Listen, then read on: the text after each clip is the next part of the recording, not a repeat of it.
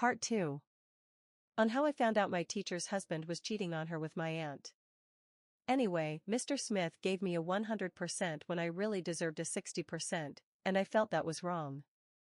I didn't know when or how to confront him, but I knew I had to.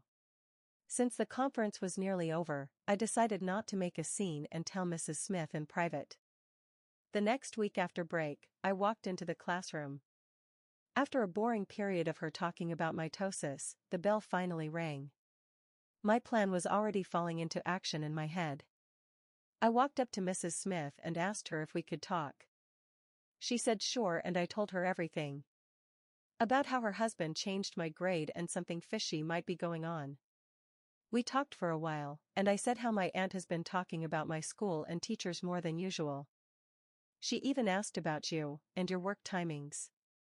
Mrs. Smith seemed anxious, which meant she also saw signs.